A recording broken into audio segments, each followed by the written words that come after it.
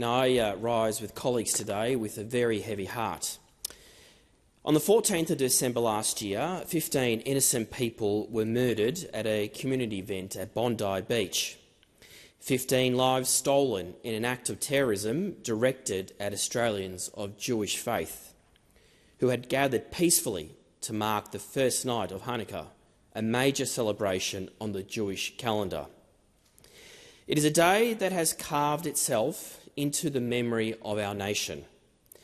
A day of horror, grief and profound shock. That one day has left an indelible scar on our nation. In the weeks since, I have met with members of Australia's Jewish community who are now living with the aftermath of this attack. I listened as they spoke about how they are feeling right now. What I heard was grief layered with fear, and fear layered with disbelief. People told me that they feel shaken in a way they never expected to feel in Australia.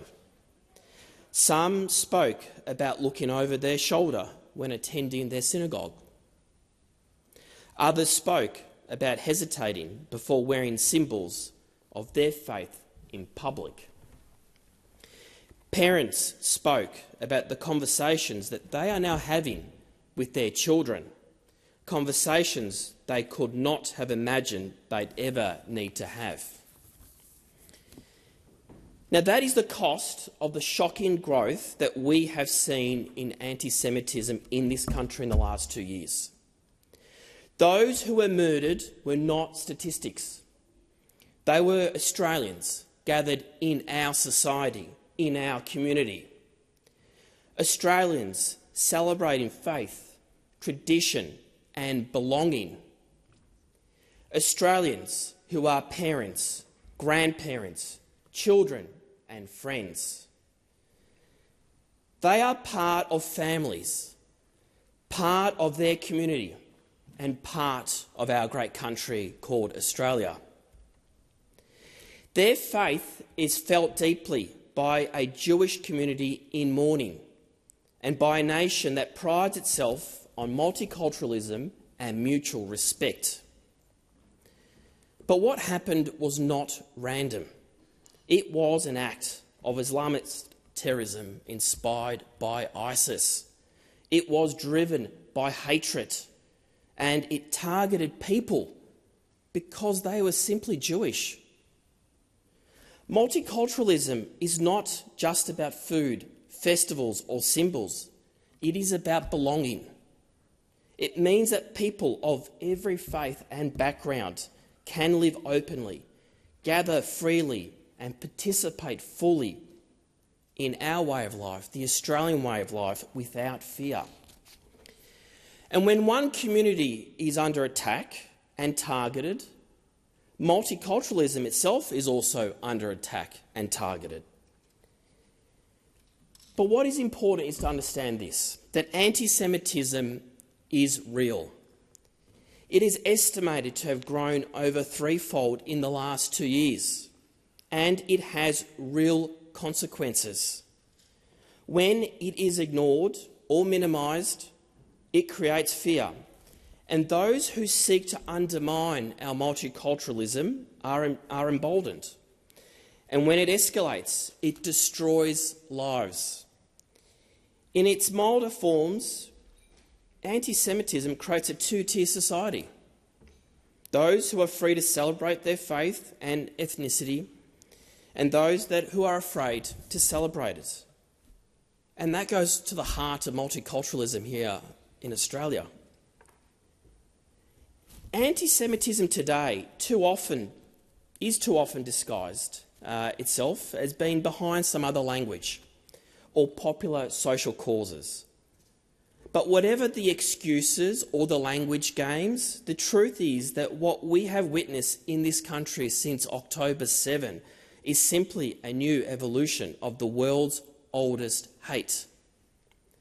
The rationale might be different, but sadly the targets are the same. Condemning anti-Semitism must be unequivocal. not just in moments of tragedy, but in our laws, in our institutions, and our leadership that each and every senator plays in this place.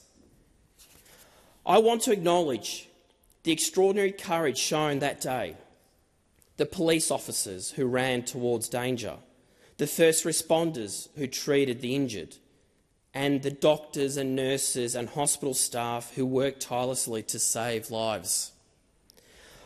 I want to honour too the everyday Australians who acted instinctively to help others, heroes, Aussie heroes who stepped forward in a moment of terror, putting themselves in danger or protecting others, children and the elderly before themselves.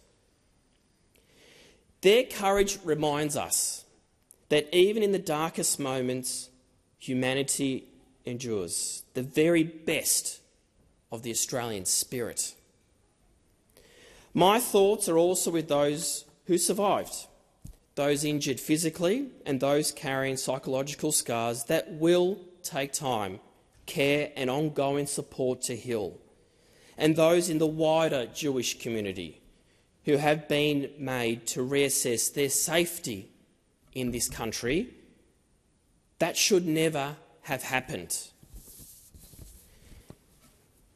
The moment before us and the moment that we are here today reaffirms a fundamental truth at the heart of multicultural Australia.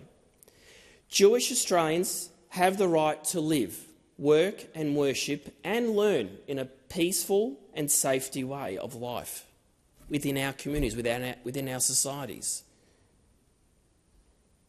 To gather openly as a community, to participate fully in public life, to be proud of who they are and to immense contribution that they have made to our great nation. Australia is stronger because of multiculturalism, and we are also stronger because of our Jewish community. Moments like this test us. We can allow fear and hatred to divide us, or we can stand together and stare it down. We can retreat from multiculturalism, or we can reaffirm it as a shared commitment to one another. Today, the Australian Senate stands together. We honour those who have lost their lives at Bondi by refusing to look away, by standing with those who are hurting, and by committing ourselves to confronting antisemitism and hatred wherever they appear. But we must also recognise that Australians look to their parliament, to this place, not only for words of sympathy, but for guidance, for leadership and for action in turning back a tide of anti-Semitism that has seeped into too many corners of Australian life. May the memory of those who were murdered be a blessing, and may their families find strength in knowing that a nation mourns with them and that their parliament is resolved to ensure hatred has no place in our country.